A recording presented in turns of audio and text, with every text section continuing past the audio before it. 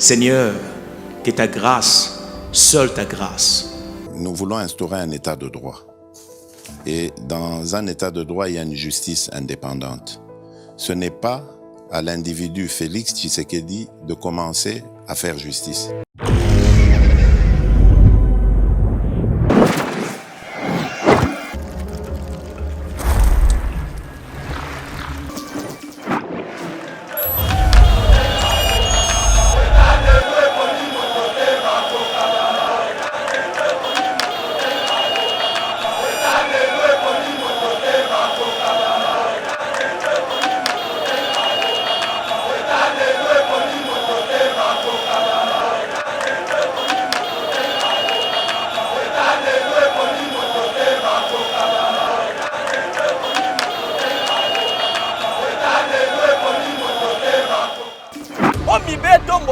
Congolais bandeko na biso ba diaspora na mitera na deuxième partie première partie bomoni émission to sala na miba deuxième partie yango to ko sala na pont maréchal na première partie to sengi audience to kuta na autorité nyonso ya miba balobi point ba relancer miba et fonctionner ba futa na ba retraité il faut 52 millions de dollars mais Ben Kikarubi azala ko yiba 52 millions de dollars azotia na poche na ye.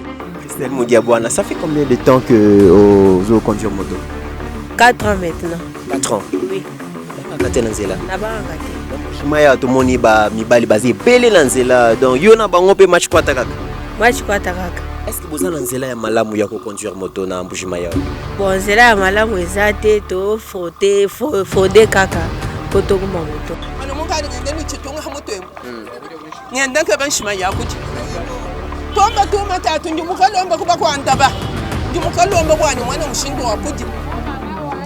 Ngangulamisa bikenya wakulongesha mwana kalasa mala akajya ngihigani summa mukanda wa mala akajya wewe kuyihiga bakulongesha bana kalasa. Merci maman. Telekana ba uniform akala. Kenena ba uniform akala? Bakaye zali. Basemeka biso bakaye. Basome bino ba bakaye. Uniform THT. Yo za utanga na école. Natanga na EP Matata. EP Matata. École la bino za isala ba bon. Avant Isali, l'enseignant Balobini, Babotang Sabino. Babotang Sabiso. Bino bosa combien? Bosa 50. 50 la classe Moko. Ok. Merci.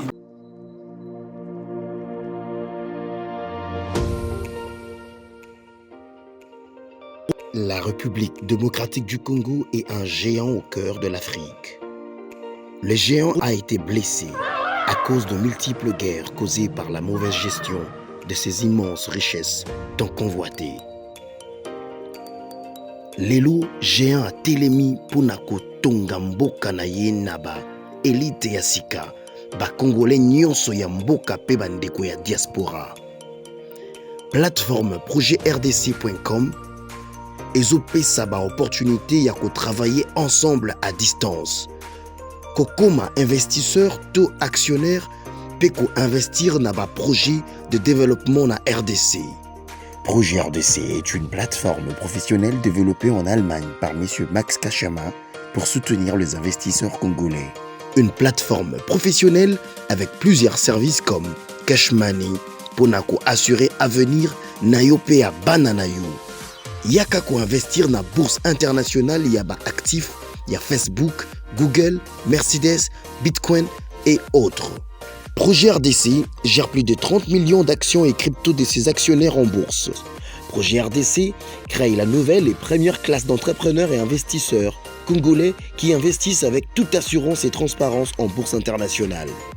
Devenez aussi investisseur et actionnaire.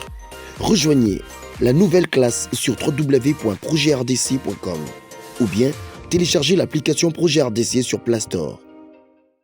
Mesdames et messieurs, bienvenue sur Eba TV. À partir de la ville de Mbuji-Mayi, nous vous disons merci d'avoir choisi votre chaîne Eba TV pour vous informer. Je sais que vous êtes très nombreux à travers la République démocratique du Congo, via nos 26 provinces, mais aussi en dehors de nos frontières. Vous avez belé, vous allez causer la Eba TV, le lot Ekoloba Nini en termes d'information. Et déjà, Awa, Toza, vraiment bon, on essaie de informer bien parce que c'est lui qui a l'information, a les pouvoirs. Ici, dans la province du Kassai oriental, je ne suis pas seul, je suis avec Abécholé, l'homme aux armes non conventionnelles, mais aussi avec notre réalisateur Steve Kondé, tout ça pour faire vivre Bino, quand même ville, il y a Mbujimayi. Alors, les lots, il y a rentrée scolaire 2021-2022. Tokolobela Bino Yango, Excellence Tony Mwaba déjà a lancé officiellement les lots dans l'école donc Bena Kasongo, à ville ya Mbujimayi. Benaka Bongo, j'allais dire Benaka Bongo, à ville Mbujimayi. Tokolobela Likambu ya gratuité, biso nombre ya bana bakisa 1000 sous au-delà ya 4 millions au déjà, bazwa qui chance à côté grâce à la gratuité. Tokolobela P, mesdames et messieurs, Likambu ya investissement important dans les secteurs immobiliers. Ministre Mwabilou et Sakombi Baza déjà na Émirats Arabes Unis pour préparer accord au chef de l'État. Président Félix a signé na ba autorité ya Émirats Arabes Unis pour na koya ko tonga banda ko belé na ba différentes villes ya RDC tokobeta lisolo nango tokobeta pe lisolo ya détournement intelligent oyo premier vice-président de l'Assemblée nationale azali ko alerter na secteur ya éducation bokoyoka lisolo wana mais aussi tokobeta mesdames et messieurs lisolo il y a plus de 534 millions de dollars de recettes collectées en septembre. Et Tikala Kosalemate, en tout cas son excellence Nicolas Kazadi, Moussa les Ali Kosalema, IGFP Azali ko promettre, ya ko traquer ba détourneur oyo bazali bongo na moyibi comme seconde nature. Eza masolo oyo tokobeta mesdames et messieurs, beaucoup de sujets aussi oyo tokomeka ko traiter les lots parce que esengeli boye ba makambo oyo ezali koleka na mboka na mino République démocratique du Congo émission ezali kosalema na kati ya concession ya minière de Bakwanga Miba toza bongo na kati ya Miba donc merci na bakonzi oyo ba permettre à ce que to yambama awa pona kosala émission Abécholé vous pouvez avancer na yebi que l'homme aux armes non conventionnelles Azawana pour na copier sa point de vue naie na ba différents sujets oyo lelo togo traité. Merci beaucoup à notre chauffeur Ndeko Jean-Pierre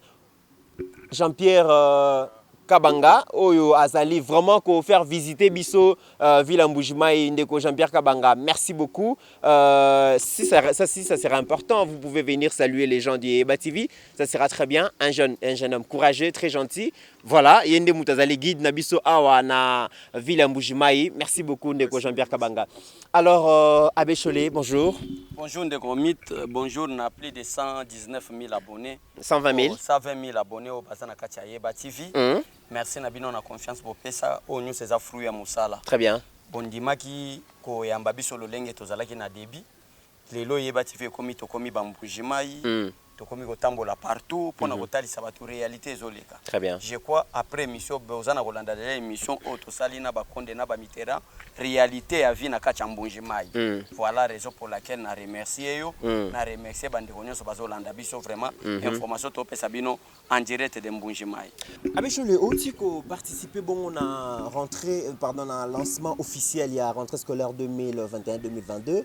Dans le contexte moko ya gratuité moko nzambo kalbi article 43 la constitution où ils allaient kolobaki enseignement de base zala ya ofele pour na bana Congo outil ko mon lancement et puis bandeko ya service à identification ya élèves balobi année 2 millions d'enfants de plus babaki sami bakotanga ofele année passée déjà bazalaki bongo 4 millions donc 6 millions d'enfants bakotanga ofele grâce à vision ya mokonzi ya mboka son excellence président Félix réaction na yo nanu à chaud ezali depuis Congo et Congo c'est pour la première fois tozwa président oyo azali na bolingo ba congolais.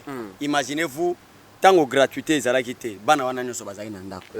Lelo au plus donc plus on avance plus tozomona que nombre ya bana o bazana posa ko sala kelasi na bango bazotanga. C'est ça l'amour. C'est ça l'esprit patriotique au Tolobaka. Oyo ba président belé bazangaka mais Fati Mukish, Fati Béton aya talisi biso albike gratuité enseignement yango yo ezo salema. Tolongwa Kinshasa to yena Mbujimayi pour être total sa peuple congolais que à travers ministre Tony Mwaba to lancer déjà gratuité enseignement oyo bana lelo na nombre lelo tozo compter plus de 6 millions. Et loko tikala au salema te. Oyebi que le Congo a été hérité par nos pères au bazana ba capacité intellectuelle makasité. Pour la première fois expérience ya papa Kasavubu ezaki d'être président de la République. Pour la première fois expérience ya makasi na plan politique ya Emeris Patrice Emery Lumumba ezaki premier ministre. Mais lelo oyo depuis départ na bango ti lelo to kutani na mikakatano osakana te. C'est pour la première fois. Muto bazalaki kondimate, muto bazalaki ko contester. Muto ba finga président Félix Tshisekedi na ba catégorie nyonso. Lelo o a lancé les biso gratuité et enseignement. Plus de 6 millions d'abana au bazaki ofanda banda ko lelo bazotanga, c'est vraiment une bonne chose. Ils ont déjà un bilan positif et à président Félix Tshisekedi. Tozali ko évoluer à Bécholé, mais pour nani to yebi que constitution o tozali ko salela o tozali za loi fondamentale ezali bongo zaki déjà depuis donc voté donc par référendum et puis promulgué depuis 2006 par l'ancien président Joseph Kabila. Mais on peut expliquer biso pour nani depuis 2006 2018 ezalaki en application te. Pourquoi batikala ko appliquer article 43 te? Ezalaki nini? Est-ce que ezalaki pour ba politicien mingi bazana ba école le roi baza ba promoteur ba école ba linga kité to ezaki ka kana ke bana Congo et c'est lui ko sacrifier à venir na bango. Ezalaki ko sacrifier à venir bana ba Congolais parce que président a uti ko promulguer muto tangelinga wana.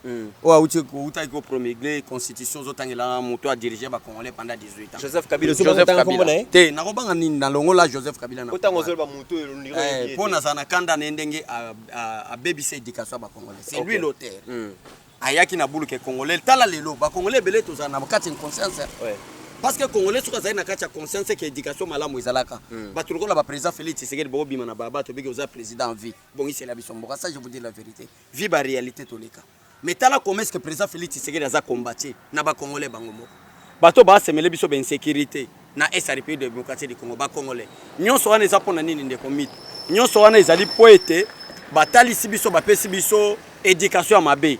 Kabila Joseph a bomi éducation que bana bakoma babolole. Bana batikala na babombe, bana batikala kolangwa masanga, bana batikala na babiloko eza ba futilité, makamamboka Kabila bana s'occuper na ba famille na ye. Abandaki kozwa kaka batu oyo. Bazalaki ko sala vision ya ko yiba pe ko détruire ba Congolais. Wana ezaki première possibilité. Deuxième possibilité Kabila no livre lembe bango bazaki ba créateur ya ba école. Ba créer ba école à travers Willy Bakonga. Ce qui lelo Willy Bakonga azana boloko moko ya objectif oyo et memi Willy Bakonga na boloko parce que bazala ki ko détruire école éducation ba Congolais ko saboter gratuité bazo saboter gratuité parce que mo des promoteurs d'école ya mo kasaki promoteur ya ba école financé par Kabila lui-même mais président Félix Tshisekedi aya lobité to cha gratuité ya ba école biso to yebi ba Congolais to bota po bana bazo ata ya kotanga na 1960 oyo ka histoire ke ba papa na biso ba belge bazala nda ba na film po ba kende kelasi. Pourquoi pas idée wane la ndaki elandamaki pour être lelo Congo ezala boy. Donc Congo elinga ke kende mais président Félix Tshisekedi a réalisé ba rêve ba Congolais. Ndenga baloba na français le mal était profond. Ma bezala qui vraiment lokola au l'équipe océan ba mer nasé. Président Félix Tshisekedi petit à petit abimisi Congo na ibali. Lelo Congo ezo fonctionner.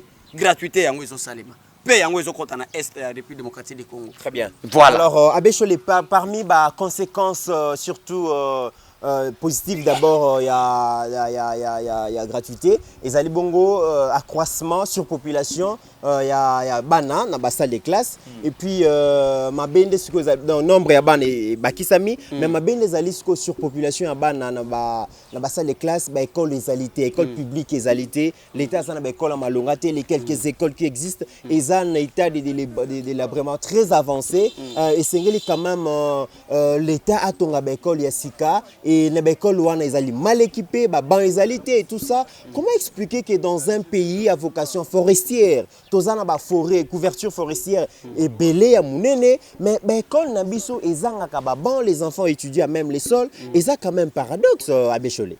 Te ndeko mit ozomona touti musika. Il faut peuple congolais yeba ndeko nanga. Ndenge ngana biso tozana yeba TV awa. Nazo pesa exemple au par rapport à question na yo. Oui. Ndenge biso no tozabo oyebi to bandaki na abonné moko. Yo s'abonner o s'abonner to komi na 5 abonnés. To komi na 10 abonnés. Il faut to banda koyeba na place nini o biso to wuti. Oui. Wana nde to koyeba bisika ni to kosuka. Mais soki bipa yo biso to wuti to yebite. Mais to kokende liboso ndenge ni. Il faut d'abord oser. Président de la République a osé, a meki. Les restes to banda réparer en petit à petit. Le quoi par exemple batumusu bataka na gratuité enseignement. Ba lui que be école les a muke mais à lancer gratuité bana ba komi ebele. Mais c'est ça ko banda. Les lots na mbujima ba inaugurer école. Ba salle de classe. Pour que ba nombre bana oyo bazwa ko kota bazala un peu paisible batanga pe malamu na ba bonne condition ezalaka mais d'abord il faut d'abord commencer il faut commencer quelque part ndako ko banda ngote mbala moko bandi na fondement pif auto beti na bato te il faut commencer na libanga moko tie ko yebele ko minda ko mobimba c'est comme ça président Félix Tshisekedi a osé na gratuité mais jusqu'à to comme en 2023 d'ailleurs aujourd'hui on parle d'une gratuité effective. Là, en tout cas, si tu comme en 2023, la réalité, on va débattre na ba humanité ko souka ndenge. Très bien. Voilà. Abéchole, le premier vice-président et Assemblée nationale, Jean-Marc Kaboun, Azali Koganga à lobby, il y a un détournement scientifique de millions de dollars dans le secteur. Mon Konzambo quand a lancé gratuité, problème il y a carence à l'école et Salemaki. Alors on a un programme là il y a 100 jours et c'est là qui va construire 300 écoles dans la ville province à Kinshasa. Alors on a 300 écoles wana. D'après Jean-Marc Kaboun, à lobby projet wana, il est d'abord à outil qu'on construire école moko na Kinsenso et P1 et D Bikanga. Ils ont la commune à Kinsenso. À lobby à Tongi salle de classe, à Tongi 12 salles de classe. Kounango ezali bongo 350 000 dollars. Mais na projet où l'État a signé na quelques partenaires, bakotonga kaka 6 salles de classe, mais Kounango ezali bongo 450 000 dollars. Détournement. Jean-Marc Kabounda lobby avant que IGF aya ko belela ki bakanyi moyibi et sengeli nanu ba député bango moko baluka koyeba makambo wana et projet de détournement wana eza ministre ya EPSTT ezali ministre ya travaux publics et infrastructures voilà billet directeur à cabinet ne mutazali ko piloter comité wana alors déjà Jean-Marc Kabounda lobi na ministère ya travaux publics et infrastructures on dirait détournement scientifique ezali ko bonga makuna yo lobini oui détournement za Jean-Marc Kabounda za moko ya confiance à chef de l'État bino mozo mona na série Kabila to za mona école classe moko batongi école moko ko ezana 6 salles de classe ou bien 3 salles de classe au mona babi misabiso ba millions mais Jean-Marc 1 million de dollars surtout que travaux coût de travaux 1 million de dollars financé par peut-être Banque mondiale donc Banque mondiale to Beseko au mona monga Banque mondiale na monga Beseko Kabila Kaboli na ba régime na na bato na mais batel bino libaya moi salle de classe moko boy ba banque ta kokufa ba comme 1 million voilà l'exemple batebele bafinga IDPS IDPS ezana ba dignitaire te IDPS ezana bato ko gérer mboka te tala clan IDPS ndenge zo bazo prouver lelo oyo bato bazo sala fierté ya mboka po te Congo ezala mboka ezaka bato ba uti nekola ya Etienne Tshisekedi ba Nicolas Kazadi ba Tony Mwaba ba Gilles Lingeti ba Jean-Marc Kaboun bo Gise Kabuya bano bazana idéologie ya IDPS bango bazo sala ete mboka na biso ekende liboso alors tokoloba ete ministre ya travaux publics et sengeli IGF awa IGF amoni ete mais Jean-Marc Kabounda a découvert par rapport à réalisation oya sali abi comment c'est bango ezako bima ba millions ndeto bengi yango détournement IGF azui musala okomona ke na profiter l'occasion on a lancé pe na inspection générale des finances bazo sala musala moko louable bazo sala musala moko kitoko mais eza pe na ba faillite pour être tout comme liboso il faut pas perfectionner musala tala lokola makamba ya infrastructure ba yeba kité mais mbongo zo bima c'est-à-dire ezana ba tio ezo sointe bazo yiba kaka bazo échapper IGF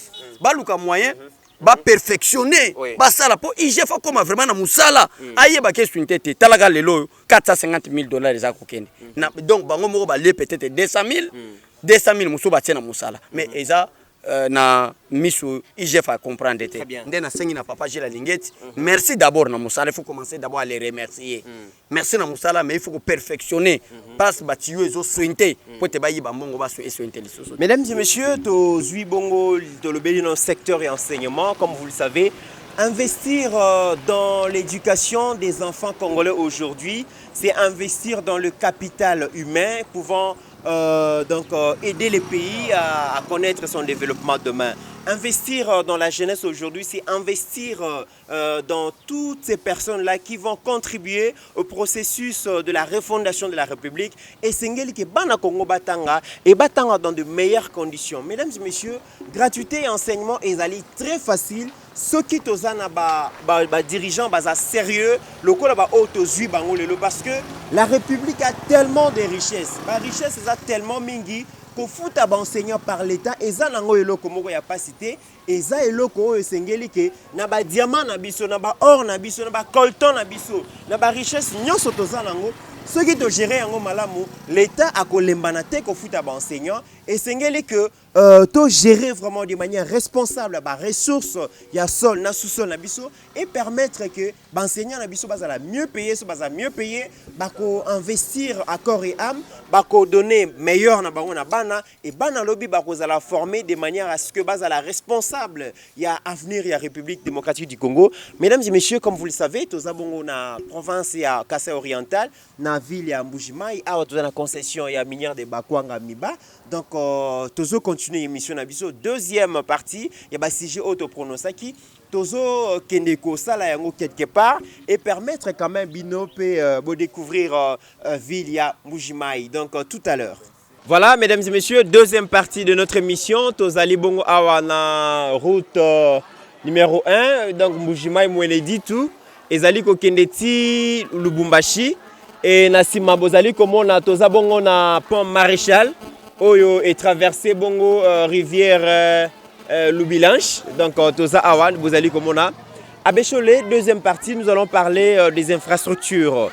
La République démocratique du Congo, parmi les défis majeurs au gouvernement Samalukonde Azali ko faire face, ils ont problème d'infrastructure. Surtout Nzela, les 26 provinces vraiment ne sont pas connectées. Nzela est alité, pays est déconnecté, par voie de communication est. Il nous faut des moyens. Mais awa déjà parmi les informations au Torolobela, na processus de mobilisation de recettes dans trésorerie, dans trésor public. Dans le mois de septembre, dans le conseil des ministres Excellence Tony Mwaba Azali Kolobake, plus de 534 millions de dollars de recettes collectées dans le mois de septembre. Taux d'exécution, il y a 121%. Vous allez comment on a vraiment que la régie financière Azali Kosa Moussala. Oui, régie financière Zosala Moussala parce que tu as dit Mboka Oyo, au DGDA, au OCC, au FIDA. Service union financier oyo ko sambongo na banque ya l'État ezaki na baposha ba obemi naku na baposha ba Bernabe Kikaya lelo na batebele limbisa mit musala ya papa Agile azosala isa malamu mais batebele bakumisa papa Agile babeta maboko toka bato bazo betela papa Agile alingeti maboko bazo attaquer président Félix Tshisekedi lelo même na batalamuka babetela ka Agile alingeti maboko même Martin Fayulu alobaka Agile alingeti osala musala malamu. Mais Moutoyo a passé Gilles Alingeti Moussala pour être corruption ici na Congo. C'est Fachi Béton. Tant que yo bete la Gilles Alingeti Mabo. Commissaire président Félix Tshisekedi dit merci. Na promesse au pesa biso na lutte contre la corruption. Corruption les lois aussi là, ça c'est premièrement. Les autres comme ko na ba réserve il y a 121%. Donc l'équipe dépassé na réserve malgré tout ya population. Réserve donc il y a 3.3 milliards de dollars. Voilà. Et lingi ko lobanini.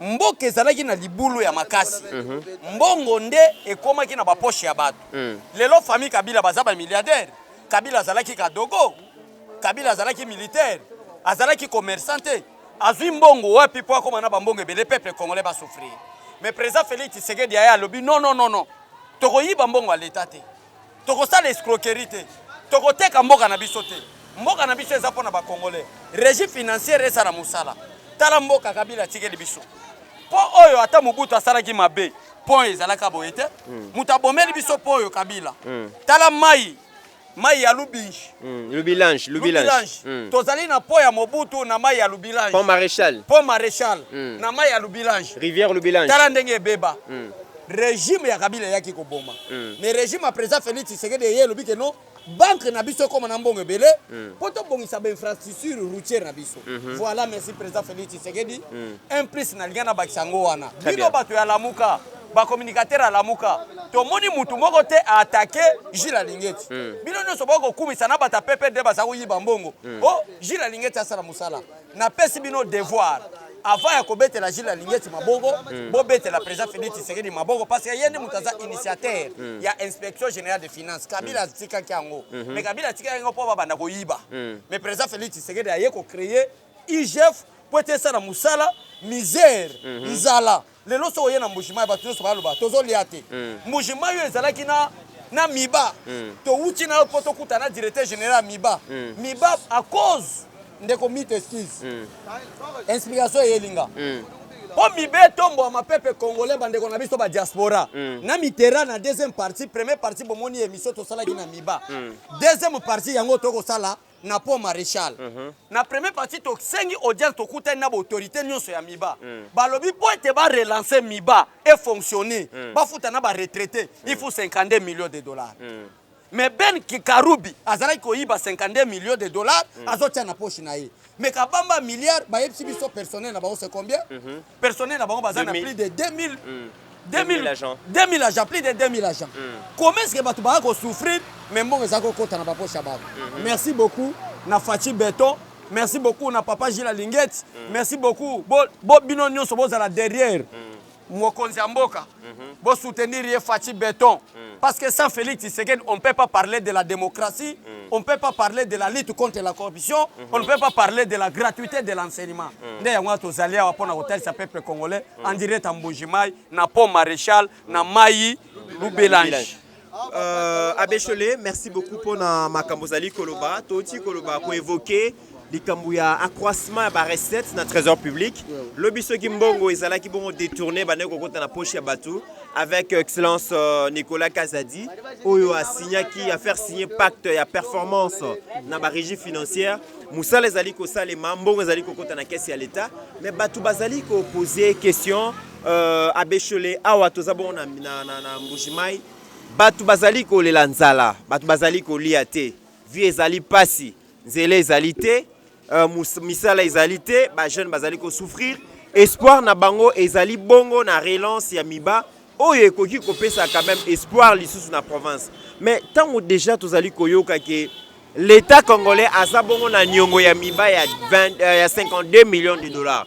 Ce qui a fouti mbongo wana miba eko se relancer automatiquement. Pourquoi pendant autant d'années, est-ce que vous pensez que la République manque 52 millions de dollars pour nous foutre à Nyongo ou à Miba? Ou soit des manques à volonté politique? Manque à volonté politique.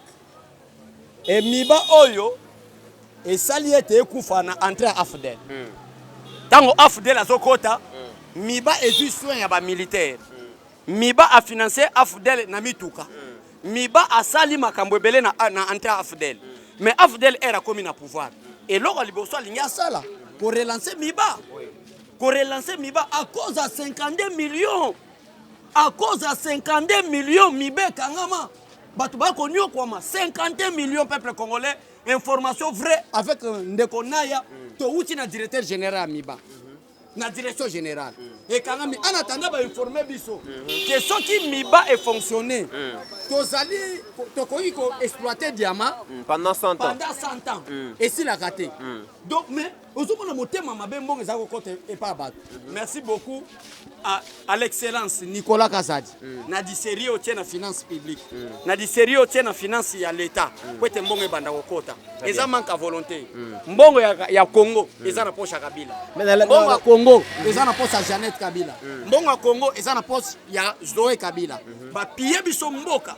Ba piye biso ba miba pour être peuple à souffrir nzala. Bango ba comme ba milliardaire. Et ndeko naya. Bible le dit que la main qui donne, c'est celle qui domine. Le bongo est opé ça ngonde konzaka. Kabila yeko zo biso bambongo po banda dominer biso. Akobenga batu na kwa pesi bango ba $100, $200, babandi ko yembele Kabila biso to binyet, soutenons Fati, soutenons Mukish, Fati Beton. Très bien. Merci beaucoup. Abbé Cholé, na oti kolanda discours ya province ya Kasai oriental awa na discours na etangu to participer bon na lancement ya activité. Il y a rentrée scolaire 2021-2022. Province d'Alobi, province ya Kasai oriental, ils allaient saboter dans le régime Nyonso Eleki. Ils allaient saboter pourquoi? Parce que ils allaient fief ya opposition. Moutabo sanité bitumba oyo papa Etienne Tshisekedi de bande komene. Oyo je rappelle que tozali na province naé. Alobi province ils allaient saboter lokola ya zalaka kasayen. Lokola ya zalaka opposant ya régime ya Mobutu, régime ya Laurent Désiré, régime ya Joseph Kabila et sengela ki konyokola province oyo et la développer pour bomamiba pour la punir bongo donc population ya Kasai oriental parce que on est soutenir opposition, on est soutenir Etienne Tshisekedi. Mais les loboé 2 ans après est-ce que espoir eza lelo vraiment pona koloba que président Félix a du pouvoir et c'est quand même que parmi la province où il y a pendant tous ces régimes pour les qui en opposition, est-ce que le Bakoyi ko sourire? Est-ce que espoir est allé? Le Kasaï ou l'espace Grand Kasaï n'est pas parmi les provinces Banyo Kwami, mais c'est seule province où il y a Kwami. Et ça parmi tes autres que ça parmi la province Nyo Kwami, comme si c'est la province Belé. Kasaï est la seule province où il y a souffrance boy. Pour être Tshisekedi a télémé Mobutu pendant 32 ans. Aboyi ba négociation nuisible. Aboyi ba négociation au détriment du peuple congolais. Mouzé Laurent Désiré Kabila yé. Tshisekedi aboyi négociation. Joseph Kabila yé pendant 18 ans. Tshisekedi aboyi négociation. Alors conséquence nango ezalaki kozonga na petit peuple ya Kasai. Lokola Tshisekedi wa mulumba ayo kelangate. Lokola Tshisekedi wa mulumba lingi corruption te. Bato nyonso baza muluba, surtout espace Kasai. Tokonyo kola bango. Ndenge Kasai ezonga sima. Mais en dehors de ça, aucune province ne peut développer. Au moins que bato nyonso ngo bazaka motema mabe. Mbona biso ezako longwa awa ezokende kotonga Rwanda. Qu'est-ce que Rwanda a comme richesse? Rwanda ezana nini lokola richesse? Dernièrement to uti kozalanga na Goma. Dans la frontière de Rwanda, dans la frontière RDC. Qu'est-ce que Rwanda a zobimisa? Pour Rwanda, les loyaux, est un pays compté parmi les pays en voie de développement, plus que la République démocratique du Congo. Parce que nous étions infiltrés par des Rwandais. Ça, il faut dire clair. Et Herba Sundoli, un président Félix Tshisekedi a gagné l'élection. Ndekonaya. Comme Ezala qui baloba qui était fatigué à Kokokate. Fatigué à Kokokate, pourquoi? Pour Félix Tshisekedi est l'homme le plus sage de la génération. Sagesse, on zamba pesa na Salomon. Yango sagesse président Félix Tshisekedi apesi na nzamba pesi na président Félix Tshisekedi. Imaginez-vous, Kasai province ya atrocité, province ya attaque, province ya nyonso basalaki parce que Tshisekedi wa mulumba saki opposant. Mais président Félix Tshisekedi tanga comme mokonzi. Et là ali bosa linga sa na tonga na province nanga. Mais Fati atiki Kasai. Alors que le programme il y a 100 jours et concerné la province nyonso. Les loba zo tonga ba province. Kasai yango yo président de la République ya zosa. Nous devons soutenir le président Félix Tshisekedi na vision azanango. Merci vraiment de votre. Apeshole tozali awa na province ya Kasai oriental na ville surtout ya Mbujimayi, tozali koloba likambo ya développement. La question du développement n'est pas seulement réservée à l'État congolais moko. Et c'est les pays particuliers, privés peuvent contribuer au processus de développement dans le cadre de partenariat privé-public. Mais le vrai problème autour de les hommes d'affaires et les femmes d'affaires, il y a Kasai oriental, Bazali Wapi. Tout le monde a dit quand même que na Goma, tout ça na yo. Bandeko ya Goma bango moko bazali kozwa développement ya province na baona maboko batikeli kaka l'état te. Mais est-ce que bato nyonso bakasai yo bazana mbongo pourquoi bayaka te ko investir bongo na Kasai oriental na ville ya Mbujimayi pona ko telemisa pe province na bango te babandi oya zomona te batoni bo babandi oya kala ba koka ki ko ya te pas ni moi baza politique mais ya Kasai ça c'est clair to boyango te ngai na ko yebisa bandeko na lancer un message. Bande konango zo l'exatan États-Unis. Ozo l'exatan en France, Europe, Belgique. Yeba malamu ke Belgique, France, États-Unis eza mabele na yo te. Un jour bakoki ko refoulé yo ozonga na mabele na yo. Mabele na yo eza la République démocratique du Congo, na Bandundu, na Équateur, na Kasai, na Nord Kivu, Sud Kivu, wana de mabele nzamba pesa biso. Kuno ke ko luka, me place a tongango wango. Bande konabiso ya espace Kasai. Bande konabiso ya espace Grand Équateur. Bande konabiso ya espace Grand Kivu. Batuna espace na bango, boluka moyen bo investir. Parce que France et tonga mateka na l'état. France, États-Unis auto envier, ba privé peut ba contribuer pour te ba tongango. Boya to tonga ba province na biso parce que galère, misère nzala. Eza makasi, pauvreté eza makasi. Yango so mona na Congo ba kuma kala ka diaspora. Peuple congolais bato nyo so bazana ba moyen, boya to sangana to tonga ba province na biso. So to tikika na mokonza mboka, tozo pesa e charge. Tous dans le système à poser question, qu'est-ce que je peux faire pour la République démocratique du Congo et non, qu'est-ce que la République démocratique du Congo peut faire pour moi. Voilà, merci. Très bien, Abbé Chole Tozo continue l'émission. Maintenant, on a quand même que Steve Condé a sa mois transition. Tozo qui maman Moko a zali conduire moto, une dame, donc a expliqué le problème bazana ngwa. Toyo kaye comme ça, toyo ko interroger quelques personnes awa toye ba problème au bazana ngwa vraiment na Kasai oriental. Steve Condé. À vous. Mesdames et messieurs, on a rencontré une dame sur la moto. Eza makambo tout le monde a chaque jour, mais quand même na Mbujimai tout le monde yango. Madame, vous appelez comment? Comment on est? Na kombo ya Christelle Mudiabwana.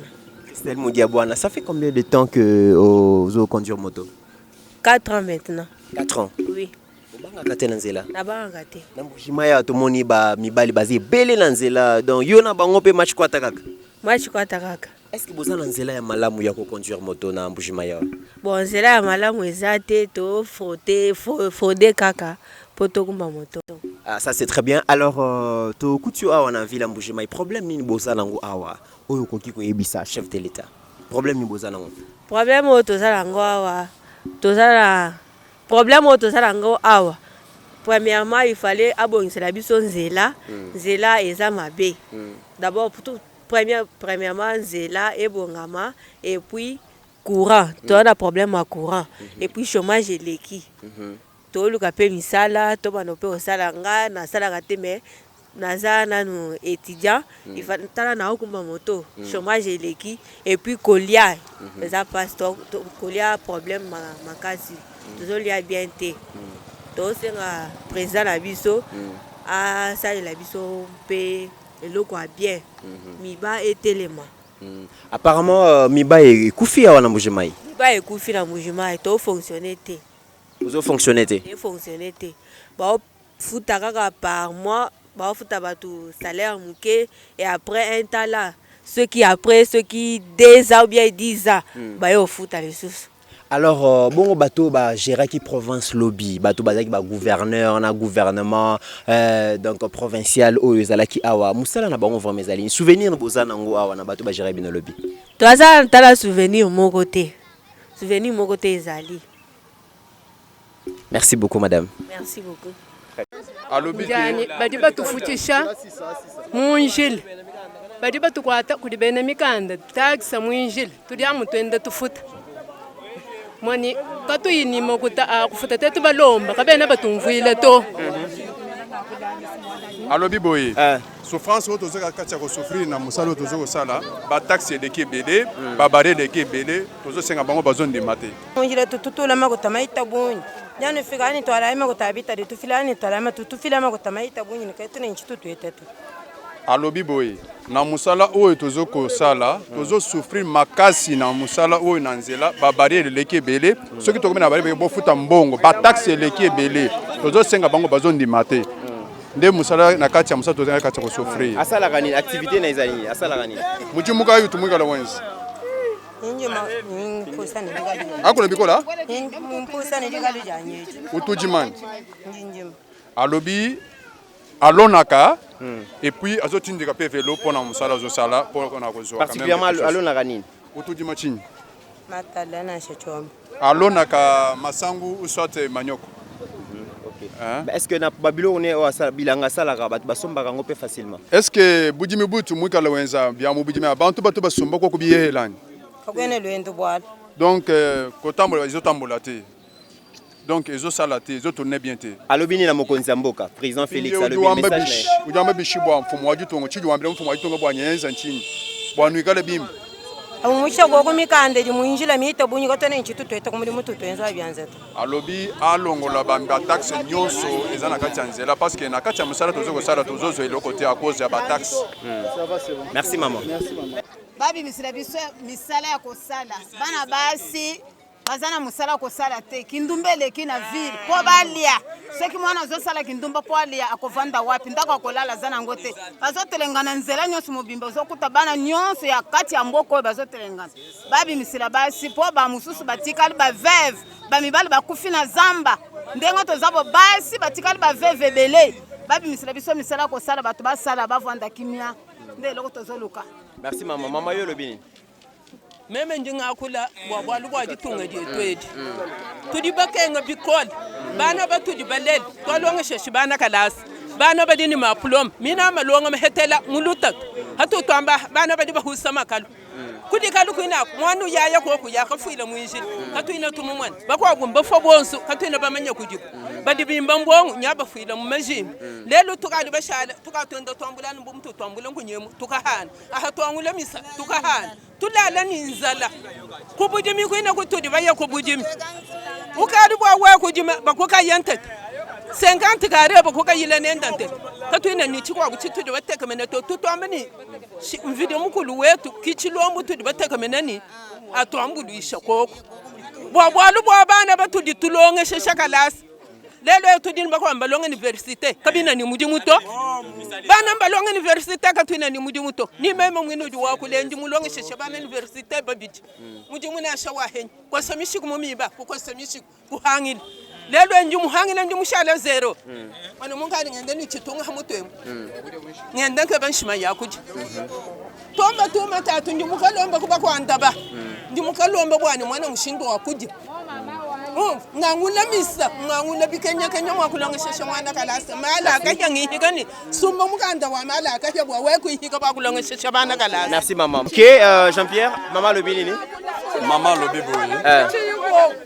Nasali boye na nyoka mi makasi. Pona kosala misalo na zo kosala. Po natangisa bana na ngai. Natangisi bana na ngai baza na université basilisi. Mais misale ezate banda basisa université misale ezate yango bazolo bake président atalela bango akanisa bango vie sociale na biso ezala bien bato bazala esengo babanda kolia komela ndenge esengeli bato bazokende misala parce que pasi ya awa eza nini parce que misale ezate soki bafongoli misala na banze makambo nyonso kokende bien. Bon, Steve Kondo, 2 minutes. Mesdames et messieurs, c'est la rentrée officielle de la classe. Mais tout le monde a ban awa, bazana biso awa, alors qu'ils ont air ya aucun des classes. To mega kotu na bango muke mbote bana. Bino, tu na bango poni ba ke classe tele. Tujibaya tukali bagalonga. Kenda ki bozongi, basombeli bino, basombeli ba uniforme. Pardon? Tegekana ba uniforme akala. Okendena ba uniforme akala. Bakaye zali? Basemeka biso bakaye. Basombeli bino ka bakaye. Uniforme te ketchte. Yo za utanga na école nini? Natanga na epe matata. Epe matata. École na bino eza na ba banc? Avant ezali? Ba enseignant ba lobini ba kotangisa bino? Bakotangisa biso. Bino boza combien? Boza 50. Boza 50 na classe moko? OK. Merci. Mais tu continuer toujours à interroger la population il y a ville il y a Mbujimai, tous en Kasai oriental, je précise. Motendeko? Kombonani? Chambouy SK.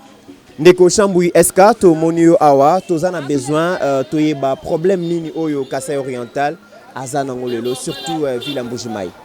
Ah, OK, merci pour la question là. Côté la caméra. Ah, on a Mbujimai, tous en a problème belé. D'abord banzela eza mabe. En plus na courant ezate, na mai pe ezate, na bilo ko le pe ezate, bato ko fana nzaso moni santé ya bato nyonso eza bien te. Yango ni zo se nkama ko jamboka atala pa na bango. Ah musoko ko abu, badi bamba ni muntu tayena ko abu. Caméra ta la caméra. Ruta yana ko abu. Jouer kile mo ko ele ndundu. Kaya kasangile mu ba adversaire to joueur yo ndondo kasangile mo mutele jibimpa kimulobo bwa nto mfumu atanye na ko ku province wenda kamuhu moito. Très bien ndeko, alors na tango zali koloba ke nzale zali passe zali na lingi na yeba activité principale nini bandeko ya Kasai basala ka awa, est-ce que basala ka agriculture, est-ce que ba travailler ka mabele ba jeune to zali komona, est-ce que basala ka agriculture, so basala ka te pona nini? Mais basala kabilo ko nyonso wana nzela ndezate o monito nzela ezali montoko sa bilanga na yekuna moye mutu ke kende po mema biloko wana ekosa wana province ezate soki nzela ezali mutu ekoko kwenda kuna ti kote nyonso wana ba memi biloko wana bakosango ana Mbujimai siko nzela ezate. C'est ça le problème. OK. Nzela ezali te, mesdames et messieurs, boyoki bilanga esale makanango mais ba route à dessert agricole ndenge to lobara toujours ezalité bakoki ko produire masangu loso manioc par-ci par na bilanga mais moins ba bimisango na lieu ya plantation vers lieu à consommation ezalité parce que nzelezate ça décourage les agriculteurs, ça c'est une chose, c'est une réalité mais likambu pe to lingi to yeba développement ezalika ka likambu ya l'état yemo côté tozali na bato bazana mbongo ebele o bazali originaire ya province oyo contribution na bango ezalaka nini pour na développement ya province. Omoni bandeko na biso ya Kasai soki azwi mbongo ebele fallait que nous tonga na Kinshasa soki otongi hotel soki otongi hotel bayaka te en plus aéroport na biso eza international te tozala ata na banzela ya mai te activité na moyen eza te yango nde moni tozwi mbongo ebele awa ake tonga na Kinshasa bien na Lubumbashi. Ok.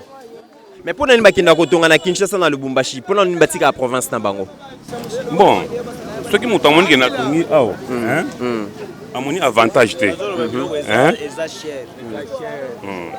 awa mbongo ezo circuler te, ça veut dire que ceux qui mutu investir awa azomona lokola akosala perte akozwa mbongo te parce que mbongo ezali ko circuler te.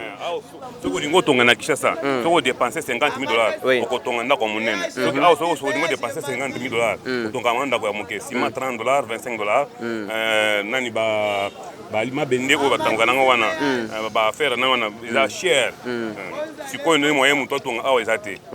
Alors bandeko oyo bazali surtout originaire ya province oyo o bazana diaspora bazali ebele baza na États-Unis baza na France baza na Belgique baza na Canada baza vraiment ebele mokonzi mboka yebisaki bango soki bokozwa tanyo so bokozwa pona botikala na mboka bapaya likambu te bozwa ta mais boyebake place na bino ezali bongo na Congo lelo bana mbujima bazali kolela bana mbujima bazali ko senga soutien bana mbujima bazali ko senga développement yo attend que moko ya bango olobini na bandeko na biso bazana diaspora o bazana moyen kasi bazolinga kozonga ko investir na mbujima ite te bandeko na biso ba diaspora nazoyebisa bango ebatalelaka mokonzi moko moko te biso tozaka bakasayen soki oza na moyen okoki kosala mpe epa na bino omoni ata ndeko na biso mutombo dikembe bando sala koto ete ok abandi kotonga koto aotonga nini aotonga ba école wana asali bien sikoyo bandeko na biso mosusu wana soki baza na moyen ya kosala nani bainvestisseur bakoki koya kosala te eza mpa na bango. Très bien. Mesdames et messieurs, nous sommes arrivés à la fin de cette émission. Nous allons continuer toujours dans le même élan. Abechole, tokomi vraiment nasuka. Tokomi nasuka ya émission alelo. Oyoki ndenge bandeko balobi, c'est toujours le même problème. Manque d'infrastructure, nzala, passe eleki, chômage eleki. Yo lobini ni pona ko clôturer, tokomi nasuka ya émission alelo. Ba gestionnaire ya choses publiques. Les gestionnaires. Bato ya ba régie financière. Ba ministre. Bo mettre vraiment du sérieux pour to sauver mboka na biso. Ndeko nanga misère ozomona ezaka na mbujima ite. Soko kepe na bandundu. Eza échantillon ya Congo mobimba. Eza échantillon ya Congo mobimba. Soko na bandundu tokebo omona bato ka boinzala. Misère ozomona eza tina Kinshasa. Tina Kinshasa. Pona nini toleki plus de 60 ans ya destruction. Mbongo ya l'état ezokota na ba poche bato. Mbongo ya l'état eza kolinga ba makangu 10 20. Mbongo ya l'état eza kozwa ba appartement pona ba makangu. Yo oza mutu moko oza na basi 5 6. Mbongo ezobima ya l'état. To mettre un peu du sérieux na chose ya l'état to tonga mboka na biso parce que oyo ezali na koloba ke eza préparation à balkanisation. Pourquoi na lobi ke misère eza préparation à balkanisation? Parce que nous sommes d'abord enviés par des pays voisins. Na yoki ndeko moka yebisanga ke ba Rwandais bazana cité na bango pe na mbujima ba koto. Ba Rwandais batiki Goma bakomi ko yati na mbujima ba Rwandais basala nini na babali et batu bayebi malamu ke ba Rwandais basala na riz bayaka na plan mabe ya koboma biso nature na biso eza nature ko boma te baluba bayambaka batu ba Congo bayambaka batu ba Swahili bayambaka batu eza nature ba Congolais mais pourquoi un tribalisme kotaki riz ya ba Rwandais alors bo sala nyonso bo relever défi chers politiciens nzale longwa sociale za la stable. Pourquoi la mouvement mutu po kota supermarché za luxe mais ali marché totonga bamboka na biso pomboka kende liboso mais ali charge celle ya président de la République. Très bien. Mutu nyosa n'a pas la contribution na ye peut totonga Congo. L'appel est lancé aux acteurs politiques, surtout ceux qui nous gèrent Aujourd'hui, mesdames et messieurs, au moment où Yobino, acteur politique, vous s'est lancé dans la futilité, dans le débat aux alliés stériles, et Sengeli Boye Bake na Congo profond, les gens souffrent. Les gens souffrent, les gens ont besoin à ce que le gouvernement ait résoudre le problème na bango. Acteur politique, botika ko soa na makambo ezanga tina. Botika ko se lancer na ba futilité. Botika ko engager ba débat aux alliés stériles. Bota la likambo social, la route, construction ya ba route eza social, construction ya ba hôpitaux eza social, construction ya ba école eza social. Et sengeli peto orienter peuple na biso na agriculture. Ça ne suffit pas seulement à importer Bamba Thompson et belé à l'étranger, mais sengeli a to produire, to consommer local. Et kozala malamu, peuple congolais, jeunesse, Tomi pesa na bilanga ne ko résoudre problème yanzala. Ce qui biso moko tozo lona, biso moko tozo transformer produits agricoles na biso na ba produits finis, bokomona ke pas seulement to relia bien, mais to reçoit devises pour to exporter ba excédent ya production na biso et pas ba voisin ba kopé sa biso devises. Ba acteurs politiques toza la sérieux dans ce que nous faisons. J'encourage le gouvernement Sama Lukonde, un gouvernement responsable qui se bat. Malgré que tout le monde a une réalisation, parce que le mal était profond. Ma belle les cas qui mingi, passe les cas qui mingi, bako résoudre en 2 ans. Peuple congolais to perdre vertu et patience, la main dans la main, to soutenir le gouvernement Sama Lukonde, to soutenir vision à chef de l'État et dans les jours à venir, beaucoup monde qui makambo oyo, tous allez comme on a petit à petit to résoudre parce que le problème de développement, c'est un processus. Et ça un coup de baguette magique te remettre à pain, ils se échanger, mais c'est l'effort dans le travail, la détermination dans le travail, n'est que ça là que to résoudre les problèmes. En attendant, mesdames et messieurs, n'oublions jamais que la RDC est plus grande que la somme de nos ambitions individuelles. Portez-vous bien, car chaque jour est une vie. Seigneur, que ta grâce, seule ta grâce. Nous voulons instaurer un état de droit. Et dans un état de droit, il y a une justice indépendante. Ce n'est pas à l'individu Félix Tshisekedi de commencer à faire justice.